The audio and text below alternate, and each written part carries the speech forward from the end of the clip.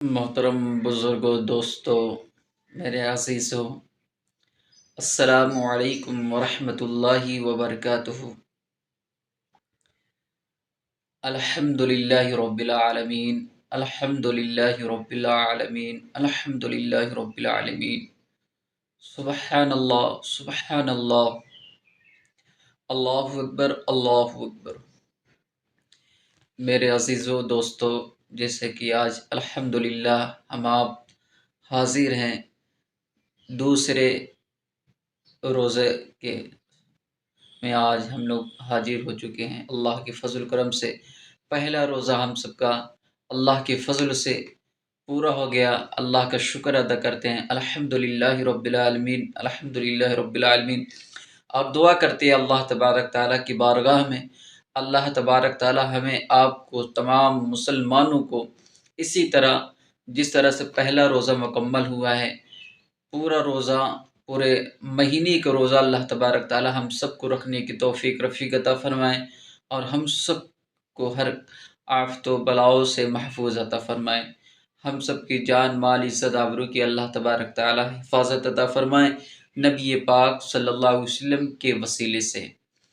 आमीन या रब्बल आलमीन, आमीन। मोहतरम हज़रात, हदीस मुबारका के लिए फिर से मैं हाज़िर हुआ हूँ। आज मैं आपको चंद बातें फिर से अर्ज़ करूँगा। जैसे कि आज दूसरा रमज़ान शरीफ का दूसरा दिन है। रमज़ान शरीफ आज दूसरा रोज़ा है। हदीस मुबारका में है, अल्लाह के रसूल सल्लल्लाहु तआला अलैहि वसल्लम ने आका इरशाद फरमाते हैं, आका फरमाते हैं कि जब रमज़ान की पहली रात होती है तो शयातीन जकड़ दिए जाते हैं और सरकश जिन कैद कर दिए जाते हैं, दोज़ख के दरवाजे बंद कर दिए जाते हैं, इनमें से कोई दरवाज़ा नहीं खोला जाता। जन्नत के दरवाजे खोल दिए जाते हैं, इनमें से कोई दरवाज़ा बंद नहीं किया जाता है और कोई दरवाज़ा बंद नहीं किया जाता। और गैबी पुकारने वाला पुकारता है, ए भलाई चाहने वाले और ए बुराई चाहने वाले बाज आ जा। अल्लाह तबारक ताला की तरफ से लोग आग से आज़ाद किए जाते हैं और ये हर रात होता है। सुबहान अल्लाह, यानी वो घड़ी आ चुकी है, शैतान जकड़ दिए गए हैं और जन्नत के दरवाजे खोल दिए गए हैं, जहन्नम के दरवाजे बंद कर दिए गए हैं। यकीनन, क्योंकि आज दूसरा रोज़ा लग गया है तो यकीन जानिए अल्लाह के रसूल सल्लल्लाहु अलैहि वसल्लम ने फरमाया तो यकीनन है कि शैतान जकड़ गए हैं, जहन्नम के दरवाजे बंद हो गए हैं। अल्लाह फुकार रहा है, बस हमें आपको इस पर अमल करने की ज़रूरत है। इंशाअल्लाह हम आप इस पर मजबूती से डटे रहेंगे तो अल्लाह तबारक ताला हमें आपको ये नेमतें अता फ़रमाएगा। मोहतरम हज़रात, हदीस मुबारका बहुत सारी हैं जैसे कि आप हज़रात जानते हैं। आइए मैं एक मौजू की तरफ चलते हैं कि सहरी के हवाले से रमज़ान शरीफ के महीनों में से, रमज़ान शरीफ की नेमतों में से एक नेमत सहरी भी है। सहरी सुबह से पहले आखिर रात के वक्त को कहा जाता है और उस वक्त खाने पीने को सहरी कहते हैं। रोज़े की नियत से सहरी के वक्त खाना पीना सुन्नत है, इस पर मुसलमानों को सवाब दिया जाता है। हज़रत अनस रज़ियल्लाहु ताला अन्हु से बयान करते हैं कि नबी पाक सल्लल्लाहु ताला अलैहि वसल्लम ने इरशाद फरमाया, आका फरमाते हैं सहरी खाओ कि ये सहरी खाने में बरकत है। सुभान अल्लाह, खाएं पिए, ये हमारे आपके लिए इबादत भी बन जाती है। सुभान अल्लाह, क्यों? अल्लाह के रसूल सल्लल्लाहु अलैहि वसल्लम के फरमान के मुताबिक हम सहरी खाना पीना हमारा असल मकसद नहीं है। हम फरमान नबी करीम सल्लल्लाहु अलैहि वसल्लम पर मकसद है कि आका ने फरमाया कि सहरी करो, इसलिए हम सहरी कर रहे हैं। इस नियत के साथ पेट भी भरेगा, प्यास भी बुझेगी, खाना भी खाएंगे, ये सवाब भी मिलेगा। लेकिन अगर सुन्नत समझ कर नहीं किए तो सिर्फ सवाब नहीं मिलेगा। हाँ, खाना खाएंगे, पेट भरेगा, प्यास लगेगी, पानी पिएंगे, प्यास बुझेगी, लेकिन वो सवाब नहीं मिलेगा। लेकिन अगर यही सुन्नत समझ के हम करते हैं तो इसका सवाब हमें आपको बढ़ जाता है। यानी सहरी के वक्त खाने के लिए खाना पीना बरकत का जरिया है, इसमें रिस्क में बरकत होती है। सहरी करने से रिस्क में बरकत होती है, जो सेहत व तंदुरुस्ती में भी बरकत होती है। सेहत, अगर हम कई दिन نہیں کھائیں، بغیر سحری کے روزہ رہیں گے تو ہمارے آپ کی صحت پر بھی اثر پڑے گا۔ تو مبارک ہوتی ہیں وہ گھر، مبارک ہے وہ گھر جس میں رات کے آخر حصے میں سوتے سوتے اٹھ کر کھایا پیا جاتا ہے، اور رمضان کے اس نعمت پر پورا پورا فائدہ حاصل کیا جاتا ہے۔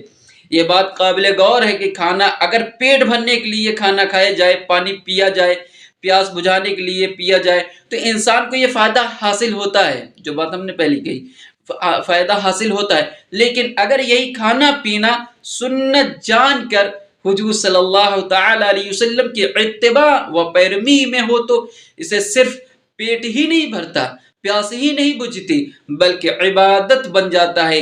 اسے پر ثواب بھی ملتا ہے، اور رزق میں فراغی یعنی رزق بڑھ جاتا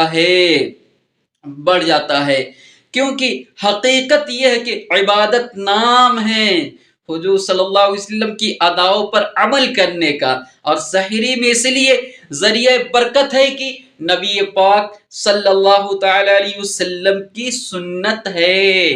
سچ بات یہی ہے، اگر ہمارے آقا علیہ السلام نے نماز نہ پڑھی ہوتی تو وہ عبادت نہ کہلاتی۔ ہر ان تمام کاموں کا ہے یہ احکام جن کا تعلق ذریعہ ثواب سے ہے، یعنی آقا علیہ السلام نے کیا، ہم کرتے ہیں، ثواب ملتا ہے۔ رمضان شریف کا مہینہ خدا کی بندگی اور اس کے اطاعت و فرما برداری کے کا مہینہ ہے، اور اس مہینے کا چاند نظر آتے ہی بندگان خدا مسلمان کھانے پینے سونے سب اوقات تبدیل ہو جاتے ہیں۔ اب دیکھیے ہمارے تمام مہینے اوقات کچھ اور رہتے ہیں کھانے پینے کے لیے، لیکن چاند جیسے ماہ رمضان کا دکھتا ہے، ہمارے آپ کے سب کے تمام مسلمانوں کے کھانے پینے کے روٹین چینج ہو جاتے ہیں، ہمارے دن کا جو نظام تھا وہ الگ ہو جاتا ہے، رمضان میں وہ بالکل بدل جاتا ہے۔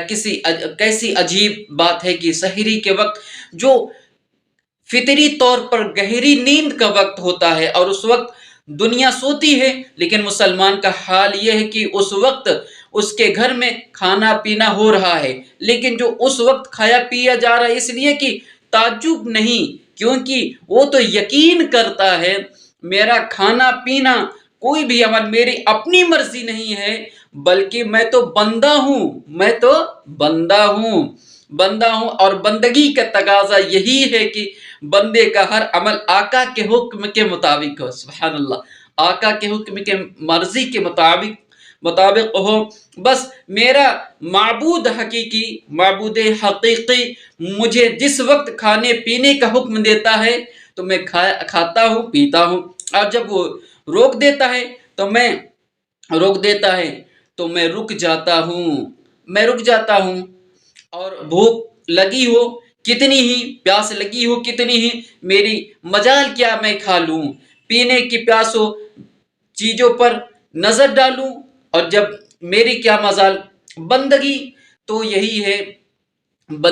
یہی ہے کہ ہم اللہ اس کے رسول کے جو فرما دی اس پر عمل کرے، کھانے پینے کا وسوسہ بھی پیدا ہونے نہ پائے، بندگی ہے۔ جب مسلمان کا حال یہ ہوگا، بھوک لگے تو کھانا کھائے، پیاس لگے تو پانی پیے، کھانا پینا حلال ہو یا حرام، رمضان ہو یا غیر رمضان، کچھ پرواہ نہیں، وہ مسلمان خدا کا بندہ نہیں بلکہ اپنے پیٹ اور اپنے نفس، اپنے خواہش کا غلام ہے، اور جس نے نفس کی غلامی سے چھٹکارا حاصل نہ کیا وہ دنیا کی بھلائی نہیں پا سکتا ہے، اور نہ ہی آخرت کی نجات اس کے لیے ہے۔ نبی کریم صلی اللہ تعالی علیہ وسلم آقا فرماتے ہیں، آقا علیہ السلام نے فرمایا نفس پر قابو پا لینے کو جہاد اکبر قرار دیا، اور رمضان شریف کا مہینہ اسی جہاد کا مہینہ ہے، یعنی وہ یہ مہینہ ہے، اسے جہاد اکبر کہہ سکتے ہیں آپ، جہاد اکبر، کیونکہ آقا علیہ السلام نے فرمایا کہ جہاد اکبر قرار دیا، اور رمضان شریف کا مہینہ اسی جہاد کا مہینہ ہے، جہاد اکبر کا مہینہ، یعنی اپنے نفس پر قابو پانے کا مہینہ، دن بھر تھکان کے باوجود 20 رکعت تراویح ادا کرنا، گہری نیند کے وقت بیدار ہو کر سحری کرنا، دن بھر بھوکا پیاسا رہنا، یہ اصل میں ہے کیا؟ نفس پر کنٹرول کرنا، اس لیے اللہ اس کے رسول کی رضا کے لیے جب ہم یہ عمل کریں گے تو اللہ تبارک تعالی ہمیں آپ کو پاک و صاف کر دے گا۔ بس اللہ تبارک تعالیٰ کی بارگاہ میں دعا کرتے ہیں، مولا ہم نے جو کچھ بولا اس پر ہم نے ہمارے بولنے میں کوئی غلطی ہو تو اللہ کی بارگاہ میں توبہ کرتے ہیں۔ استغفر اللہ ربی من کل ذنب واتوب الیہ، استغفر اللہ ربی من کل ذنب واتوب الیہ، استغفر اللہ ربی من کل ذنب واتوب الیہ۔ مولا میں نے جو کچھ بولا اس پر سب سے پہلے مجھے عمل کرنے کی توفیق رفیق عطا فرما، اس کے بعد تمام بھائیوں کو عمل کرنے کی توفیق رفیق عطا فرما۔ السلام علیکم۔